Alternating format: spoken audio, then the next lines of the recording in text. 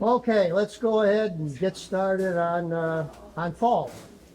Now, falls, unfortunately, it's the fourth leading cause of death at our age. Fourth leading cause, death. Now, there's various types of injuries you can get with a fall. A number of, when you do the assessment part that I'm gonna talk about, how do you assess somebody who has a fall?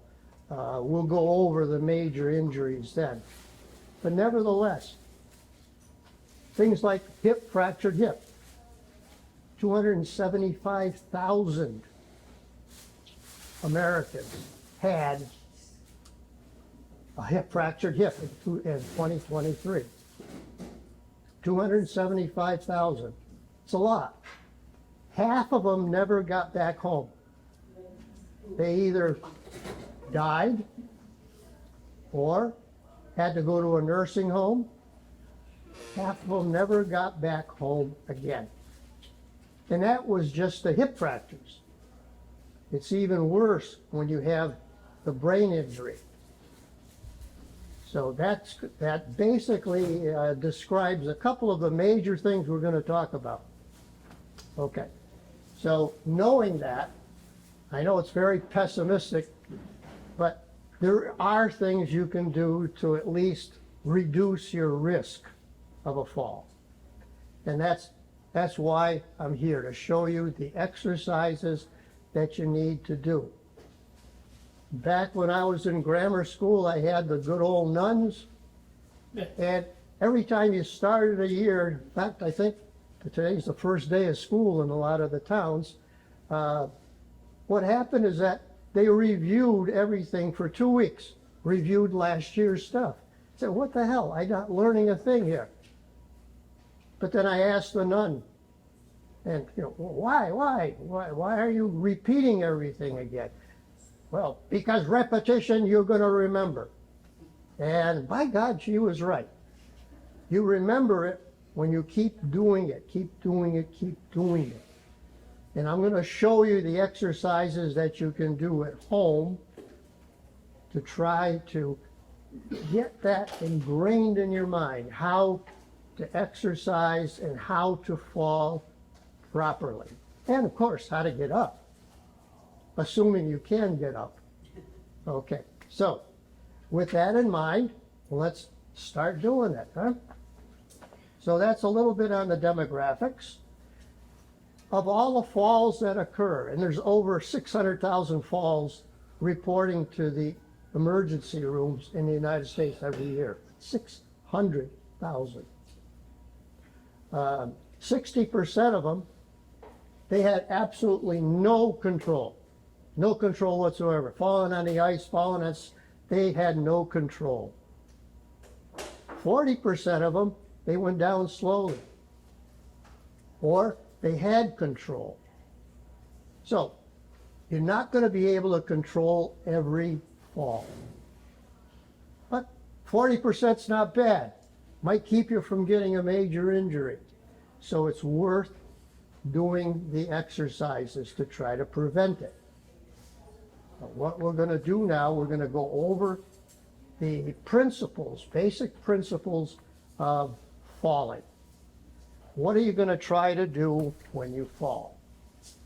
How do you protect yourself from the major injuries? And remember, the major injuries are long bone fractures, spinal cord and brain injuries. Those are the major ones. Those are the ones that are put you in the hospital.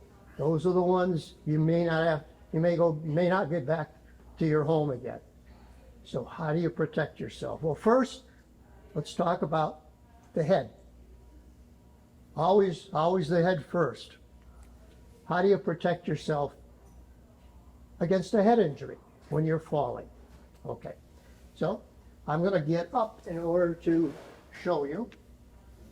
First of all, a lot of people, when they fall on their arms, on their hands like that. That's a guaranteed fracture of the wrist. Or if you're lucky, you may only fracture the shoulder or dislocate the shoulder if you're lucky. Usually it's just a wrist fracture. And that goes if you're falling backwards too. So, those hands, what do you do with those hands? You never fall straight out on your hands, out front or out back. Well, what do you do with them? What do you do? You want to fall on your forearm. So that means that the hands, as soon as you get that feeling that you're going to go down, you bend the elbows and bend the knees first. Now why? You're falling a shorter distance. So less force, less bad injuries. So bend the knees, bend the elbows. First thing. And you gotta think about it quickly. Boom, automatic. Bend the knees, bend the hands. Now why do you bend the hands? So when you fall, you're gonna fall on your forearm. You're not gonna break anything. You're not gonna break anything. And you're gonna use your hands to protect your head. How do you do that? Well, I'm gonna show you how you start your exercise program, okay? So you can do it in bed. Start on the softest surface. And then once you get that perfected, you can do it on your rug, nice soft rug. And then when you really get feeling protected, then you can do it in a standing position. And so what you're gonna do with your hands, immediately bend them and put it in the front. You're gonna protect your face.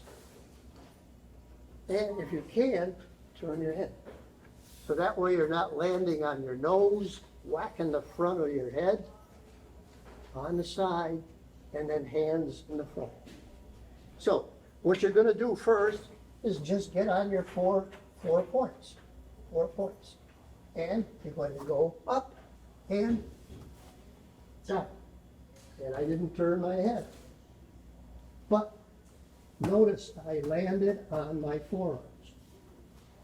So again, up and down.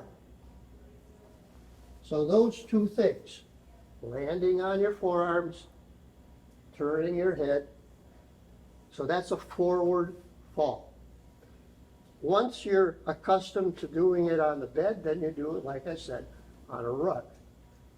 And you can just do it getting up a little bit more, the crouch position, and then boom. And then you try to do it standing.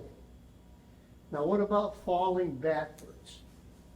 That's falling forwards, bending the knees, bending the elbows, going forward. What do you do when you're going back? Well, you can protect yourself going back too. So again, you can start in the bed, and what you're gonna do with your hands now is on the sides, and you tuck your head. Now there's some people who say you should put your hands in the back to protect your head. I don't know if that's better or not, but practice one way, either hands in the back or hands on the side. The people who do martial arts love that slap. When you go down, you slap. But remember to tuck your head with a back fall. You tuck your head. Now there's one other way that you can fall, and that is when you do fall, you bring an arm over. So you're falling on a bigger surface of your body. Bigger surface, so you're not falling on the point of your wrist, you're not falling on the point of your back, twisting over. So you may even want to practice that twist. You twist the arm and the leg. So you're landing on all the muscles on that side, the butt and the muscles. Okay? So those are the little principles, you might say, of how to fall. How do you assess once you've fallen? How do you assess somebody? How do you know if they're really hurt or not? Well, start at the top. What can you get if you whack your head? Number one, you get a concussion. You may lose consciousness for a few seconds, or you may not. Now that's a big deal in sports, obviously, with the contact sports. How do you assess someone for a concussion? And the things that they look for: nausea, vomiting, headache, confusion. Now, what do I mean by confusion? You can have confusion of early events, remote events, and complex events. Now, the immediate events are what's your name? What they usually ask the sport, the kids that go to the tent and get their evaluation: what's your name? Who are you playing against? What's the score? All the immediate memory. That's the immediate. And then for the remote, where do you live? Who's the president? All these questions that are a little more remote. And then for the complex things, you may ask them to spell a word backwards. You know, usually they pick a 5-letter word and spell it backwards. And they finally relate it out, but it's slow. It's slow. So you look for slurred speech. You look for how awake they appear. You look at their pupils. Why look at your pupils? Remember, the pupils are controlled by the third nerve, oculomotor nerve in the head. And if you have a little increased pressure from bleeding inside the head, that puts pressure. Remember, that head is pretty rigid. It doesn't expand. So a little bit of blood can cause an increased pressure inside the skull. Now that's very important for the elderly. All of our brains shrink. Whether you think it does or not, it shrinks. And so the veins that are in that little space, as the brain shrinks, it pulls a little bit on those veins. And so they're very susceptible to tearing and bleeding. And so that risk of what's called a subdural hematoma is very real at our age. And so we need to know if there's increased pressure. How do you know? Because the pupil on that side that has the bleed will get bigger. So now you have a small pupil on one side, a bigger one on the other. That's a very serious problem. Immediately you go into the hospital on that one. That means that you have increased pressure from blood. You need a burr hole, they call it, a burr hole, which means a little hole in the skull and to drain that blood out. Okay, so that's the assessment then of the head. Now, neck. Can you move your neck? Okay. How about the hands and wrists? The wrist, remember, big fracture is a big deal. If you can simply move it, no deformity, you're okay. What about the back? If you get a fracture anywhere, you always have nausea, vomiting, that feeling of ill feeling. You can't really put a finger on it, but just that is something wrong, but you're nauseated too. Almost all people with a fracture, I don't care if it's a wrist or a back or a hip, there's always that nausea factor associated with it. And pain. Pain is always there with a fracture. Always, always, always. Working your way down, hip fracture. If somebody is there with a hip fracture, first of all, they got pain in that hip, and the foot is turned out. It's always turned out. And it's a little shorter. than the other. If that's present, you don't need to know anything else. You got a fractured hip, don't move them. Don't move them. Make them comfortable, that's it. Call in the EMTs, get them to the hospital. Okay. If they have pain in their ankles and all, they would not be able to move their ankles, or they won't move their ankles, one or the other.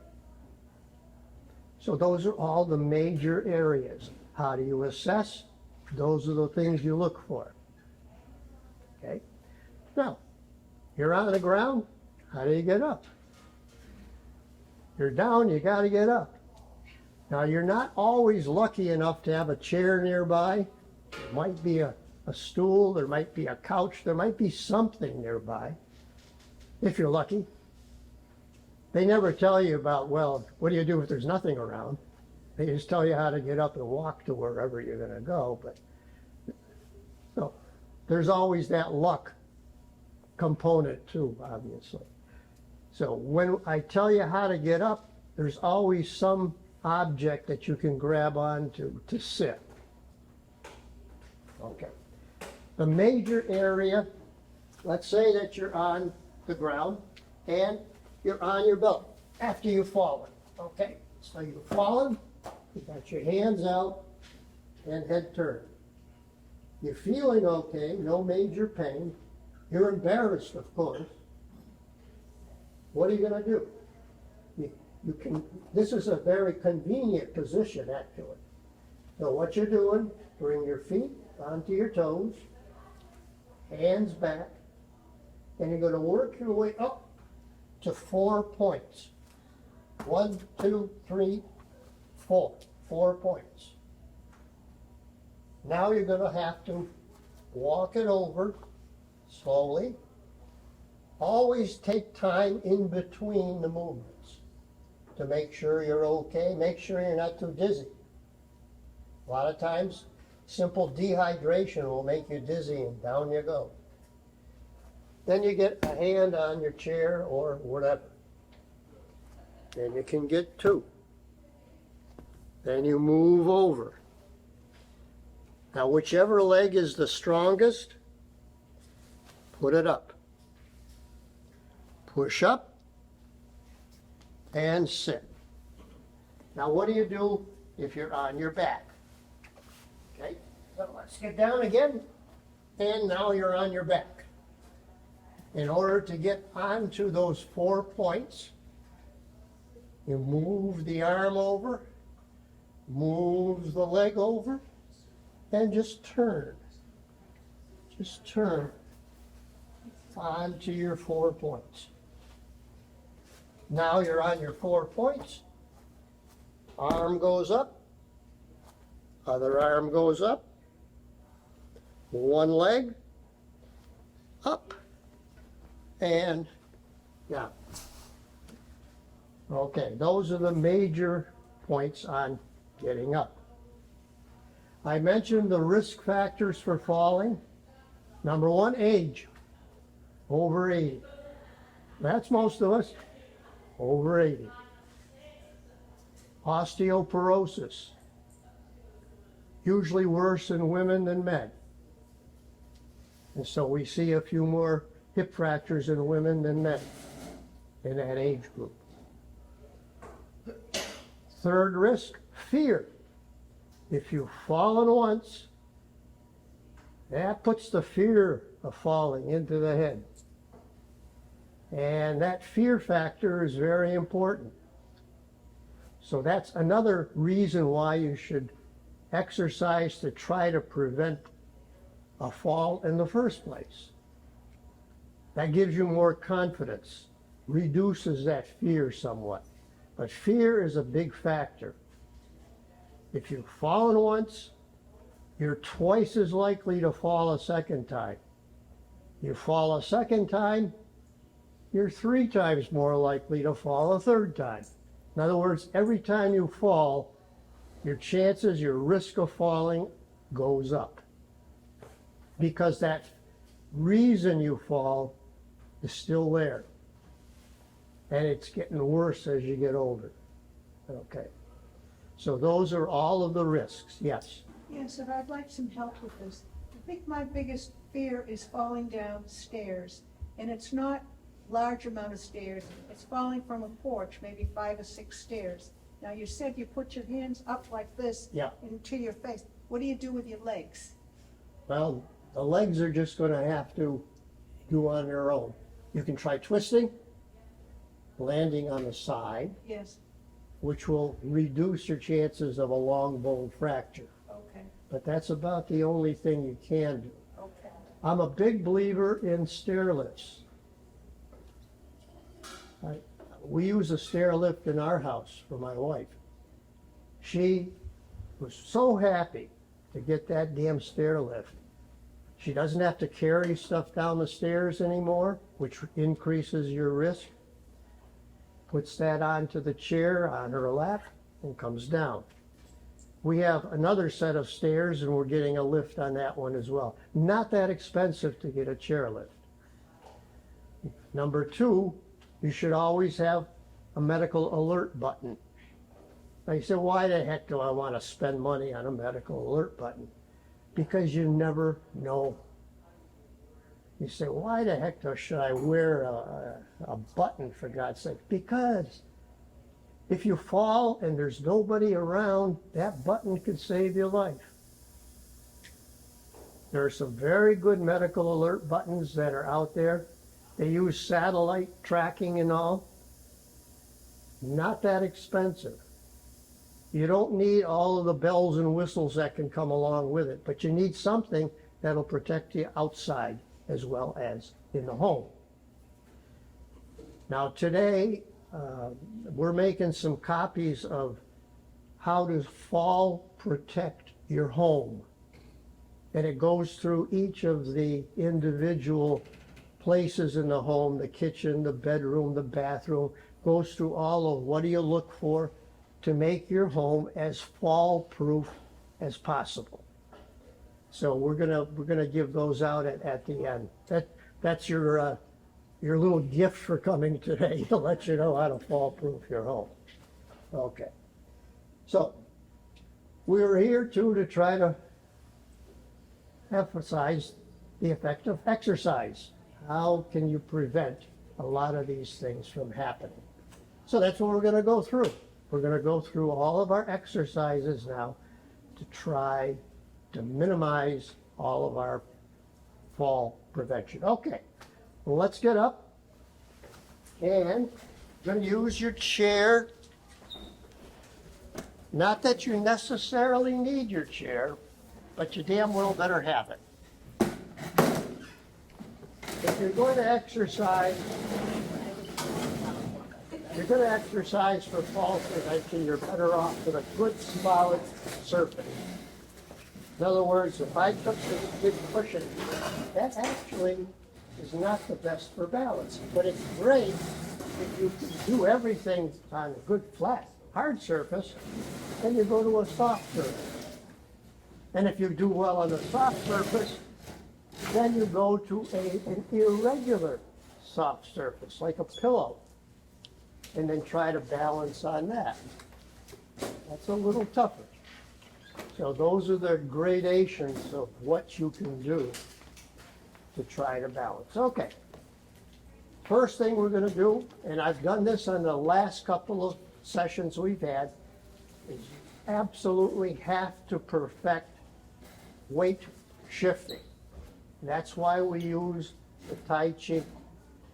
Tai Chi is the best exercise for balance. You wouldn't think so, but it is. But it is. Okay. Before we start, I'm just going to go over one thing with you. Walking. Now, a lousy gait, a poor gait, walking gait, is important. That's why I always look at someone's gait first. Do they shuffle? Do they not lift their leg up? Are they using a wide base? Wide base gait. Wide, because the wider the gait, the better the stability they feel. You put your feet together, stability goes down a little bit.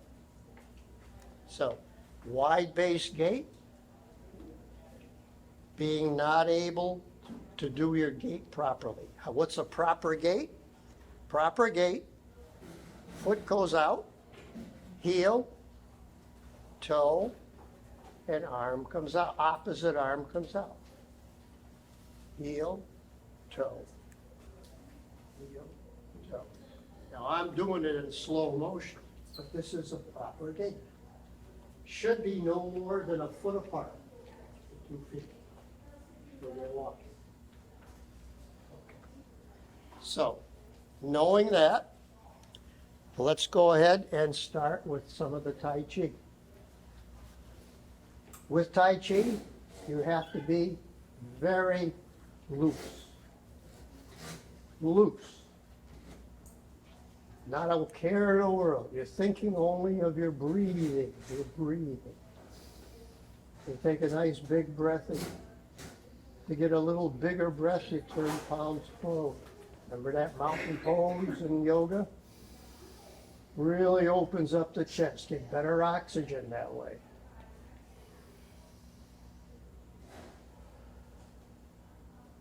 So now we're going to do a few of the little movements now with the Tai Chi. Gonna bring the arms up. And arms come down. Breathing in as you come up. Breathing out as you come down. I'm going to do just one more. Breathing in. And breathing out. Now we're going to go get out of the way, onto the sides now. Just flap like a bird. Breathing in. Breathe. Breathing in. Breathing out. Now we're going to add one thing to that. When you're breathing in and the arms come up, legs are nice and straight. When you're breathing out, you bend your knees. Breathe in. Breathing out. One more. Breathing in. Breathing out.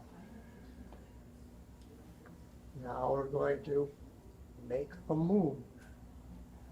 One arm comes over. They call it embracing the moon. We're going to just turn the moon. You notice the knees are a little bent. Keep your knees a little bent. So you're embracing the moon. Okay. Now we're going to toss the moon. In order to toss the moon, what you're going to do, I'm going to move that a little closer. We're going to transfer the weight to my left leg. That's the one closest to the chair. The leg is not straight back. There's a little bend, just a little bend to it, okay? So now we're going to transfer our weight all onto that leg. Other foot now will come over onto the toes. And now arms may come out. Now we're going to take that leg that's furthest and we're going to go at a diagonal out. Heel first, foot down, bend the knee.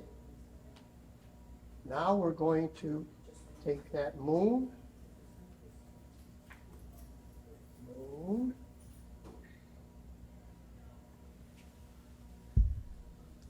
now we're going to use that bottom arm and toss the moon as you transfer the weight now to that other leg that's out there.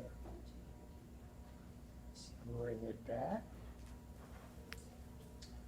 Now, turn. Out with the moon. Transfer back. Weight goes over to the other leg again.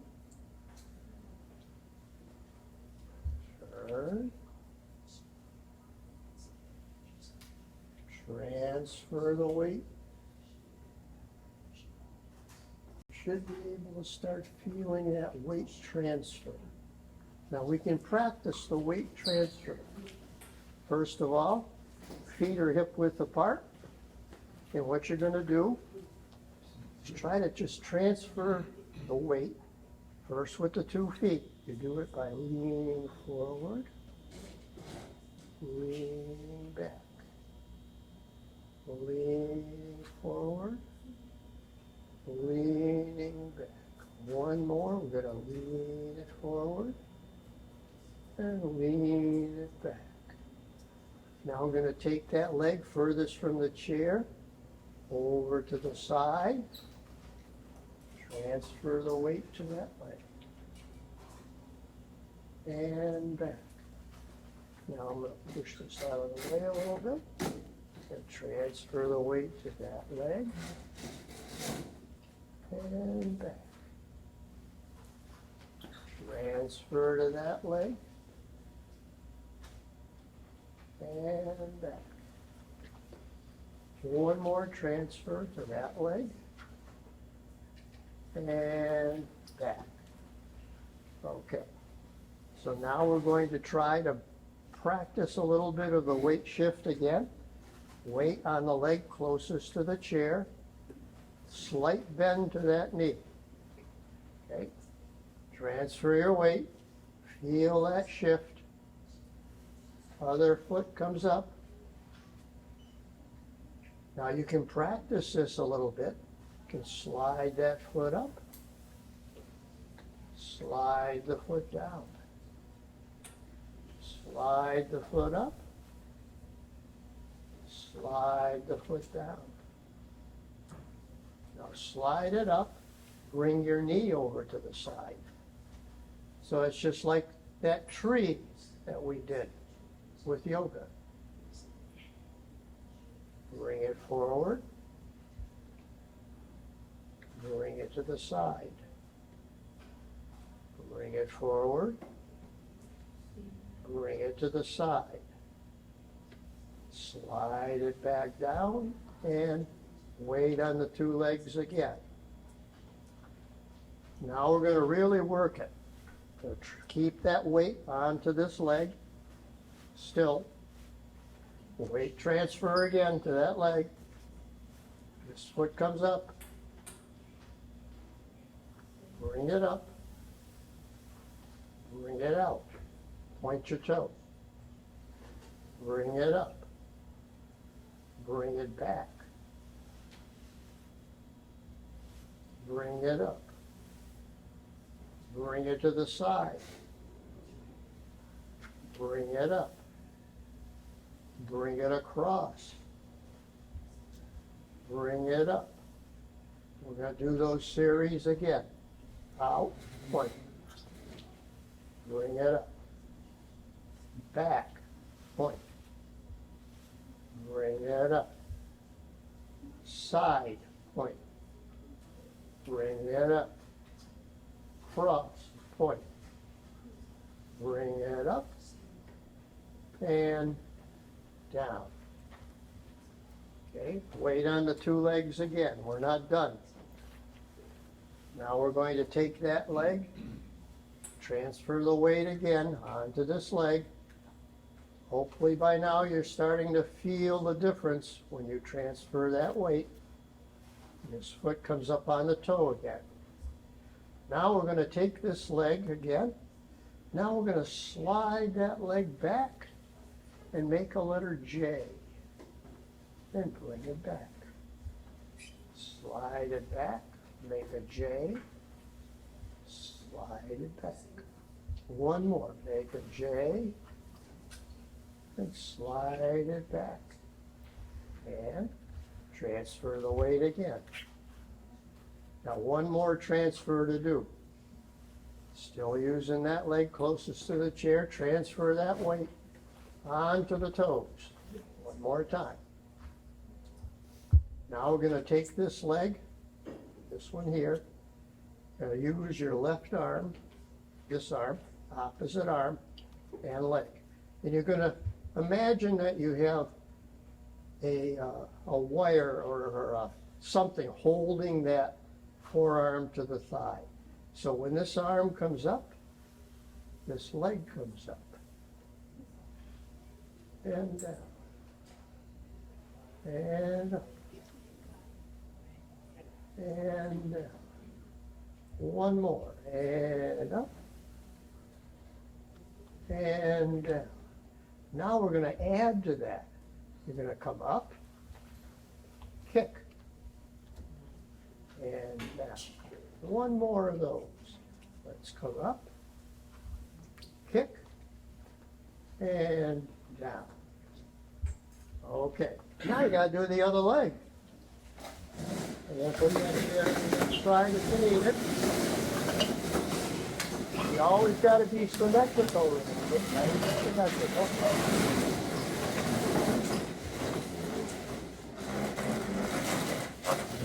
Now we're going to transfer weight to this leg, closest to the chair. If there's a little difference in the two sides, that's normal. We're not perfectly symmetrical, unless you work at it. You got to work at it every day to do some of this. Okay, so let's start out right from the beginning. Hip width apart. Transfer your weight to the front of the toes, leaning forward, leaning back, leaning forward, leaning back, leaning forward, leaning back. And now we're going to take this leg over to the side and bend. Transfer the weight back. Now this leg comes out and back. Transfer and back. Transfer and back. Okay, now let's do our weight shift. Put the weight on that leg closest to the chair, all the way over to that side now. Just take your foot off the floor. Now toe down. What you do with your hands, you can go out. If you want to make it a little more difficult, you bring it all in. The further out the arms go, it's like a plane. Gives you a little bit of balance. You can bring your arms up, or you can bring your arms across. Okay, now we're going to do our weight shifting again. Going to take that foot up. Going to step out, heel, and toe. And transfer the weight. And back. Transfer the weight. And back. Transfer the weight. And back. One more to do. Transfer the weight. And back. And bring it back. Okay, now we got to do our corners. Transfer your weight again to the foot closest to the chair. Arms out. Now the leg comes up. Just practice touching the toe and coming up. Touch and up. Touch and up. Now we're going to take that leg, going to go out, point, bring it up. Let's go back, bring it up. Let's go side, bring it up. Let's go cross and bring it up. One more series. We're going out front and up, back, and up, side, and up, cross, and up, and down. Okay, now loosen up again, and again, transfer that weight The leg nearest the chair. This foot onto the toes. Arms either out or arms come in. That leg comes up a little. We're going to make a J all the way around and back. Slide it, make a J and back. Slide it, make it a J and back. Now the final one, using your right hand, attach to that thigh, up and down, up and down, up and down. Now we're going to add the kick, up, kick, and down, up, kick, and down. One more, up, kick, and down, and down. Okay, that gives you a little bit of work around the hips. You start feeling it after a while when you have that weight shift, but you've got to get used to it. You got to do this regularly, just like you have to do the practicing of the falls. Okay. Also, for our stability, you need to strengthen the stabilizing muscles. Now, the stabilizing muscles for the shoulder are the rotator cuff muscles. The ones for the lower extremity are around the hips, like the butt, like the thighs, etc. So we're going to do not much without the weights and all for the rotator cuff. Basically, remember the elbows are in, and then you can use your exercise band to pull them apart. That gets 2 of the 4 muscles in the rotator cuff, just going out. And then if you put the thing around the back, your band around the back, then you pull it like that, or you pull it like that. So in other words, you're trying to get those muscles of the rotator cuff. So now let's do our muscles for the back. I'll put that in the front, okay? Yeah, let's put your chair in the front. Oh, I'm sorry. You gotta face the chair. Face your chair.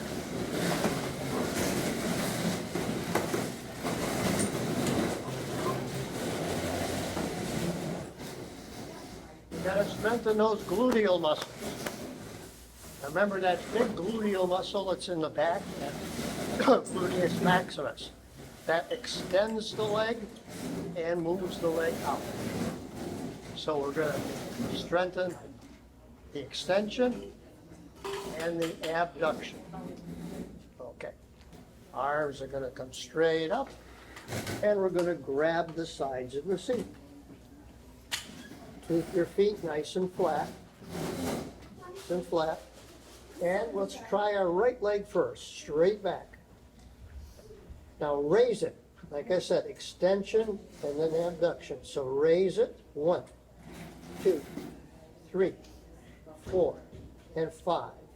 Now let's bring it out. 1, 2, 3, 4, 5. Now that's the gluteus maximus. Now let's do the gluteus medius. Bend the knee and then go out. 1, 2, 3, 4, 5, and down. Now let's do the other leg. Straight back. Raise it. 1, 2, 3, 4, 5. Out to the side now. Straight leg. 1, 2, 3, 4, 5. Now let's do our gluteus medius. Bend the knee. Out to the side. 1, 2, 3, 4, 5, and down. Now we're gonna do some work with the core. You've gotta have a good, strong core. All those muscles that attach to the pelvis. So how do you strengthen that? You tighten your belly muscle, and you're gonna raise that right leg. Raise the right leg up. Up and up. And you're going to put your right hand on the middle of the chair and bring the left arm out. It's called a bird dog. Tighten that belly muscle. Hold it for 3 breaths. And bring it down. Now you got to do the other side. Left leg goes out. Right arm goes out. And hold it for 3.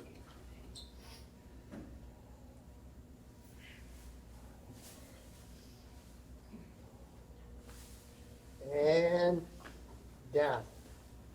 And back up. Now you can turn your chair so you're facing the back.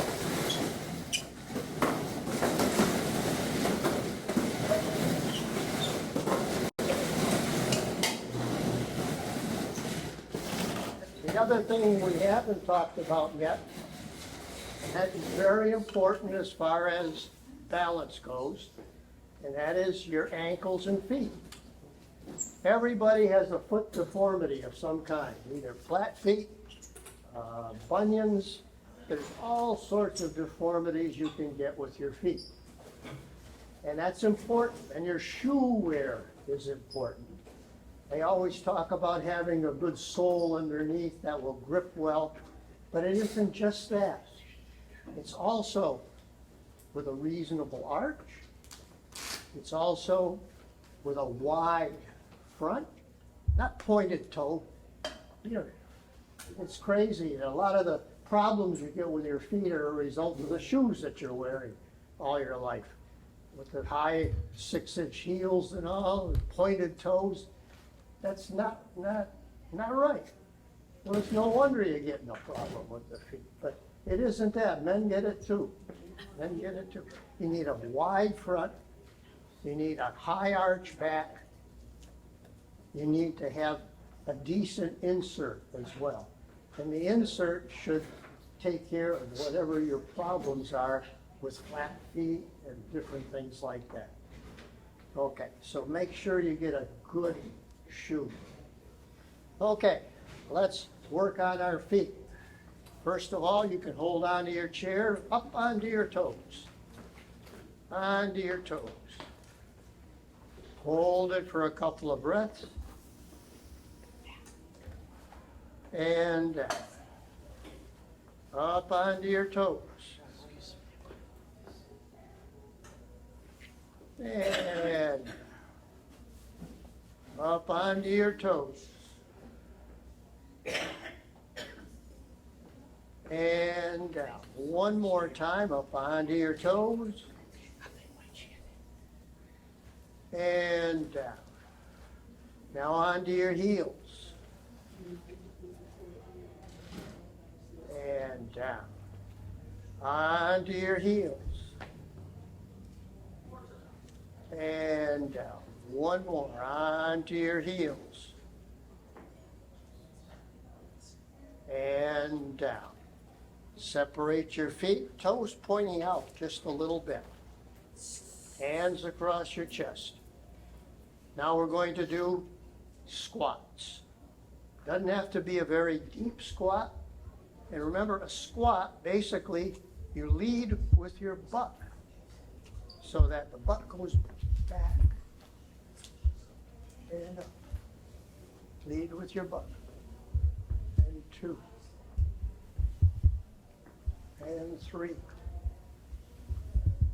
And 4. And 5. And the other one, besides the squat, excuse me, is the lunge. So that, say, left foot goes forward, right foot goes back onto the toes, and we lunge. 1, 2, 3, 4, 5. And now, other foot goes forward, other foot goes back, and we lunge. 1, 2, 3, 4, 5, and forward. Okay, let's go back onto our chair.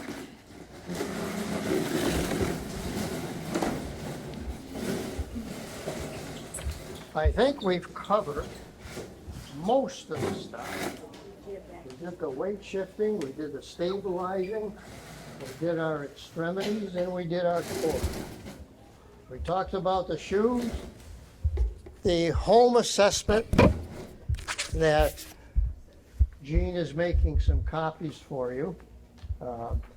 The home assessment was something that I made up many years ago when I talked about falls and all. But basically, it goes through every room in the house.